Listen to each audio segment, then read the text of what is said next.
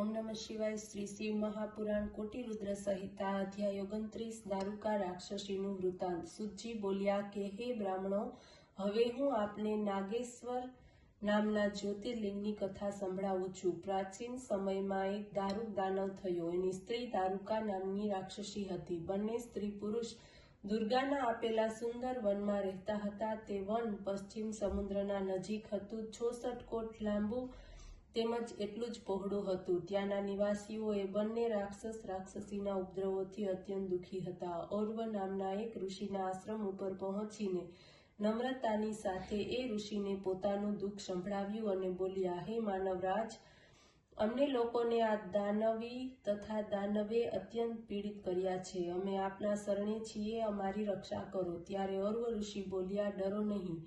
જ્યારે પણ તે રાક્ષસ જીવોની હિંસા તેમજ યજ્ઞનો વિનાશ કરવા લાગશે ત્યારે તેનું મોત થશે। હે બ્રાહ્મણો, આ રીતે તેમને ધૈર્ય આપીને ઓર્વ ઋષિએ જગતના કલ્યાણને માટે તપસ્યા કરવાનો આરંભ કર્યો। એ પછી દેવતાઓને ખબર પડી કે ઓર્વે ઋષિએ આ રીતે રાક્ષસોને શાપ આપ્યો છે, ત્યારે તો તે યુદ્ધ કરવાને માટે આવી ગયા। યુદ્ધને માટે દેવતાઓને આવેલા જાણીને રાક્ષસ પોતાના કર્તવ્યને માટે વિચાર કરવા લાગ્યો। ત્યારે રાક્ષસોને દુઃખી જોઈને દારૂકાને પોતાનું વરદાન યાદ આવ્યું।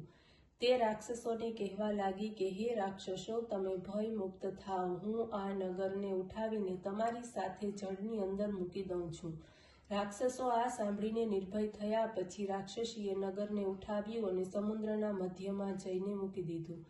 ત્યાં જઈને રાક્ષસો સુખપૂર્વક રહેવા લાગ્યા। એક દિવસ દારૂકા ભૂમિ ઉપર આવીને જોયું કે એક હોડી અસંખ્ય માણસોથી ભરેલી સમુદ્રમાં તરતી આવી રહી છે। ત્યારે તેણે સર્વ રાક્ષસોને સૂચના આપી કે સર્વ ત્યાં પહોંચી ગયા।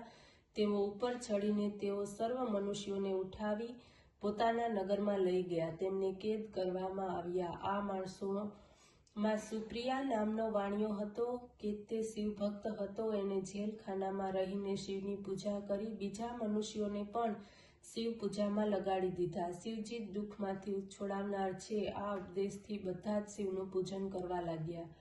હે બ્રાહ્મણો, આ રીતે શિવ પૂજન કરતા કરતા એમના નિર્વિઘ્નતા પૂર્વક 6 મહિના પસાર થયા। ઓમ નમઃ શિવાય।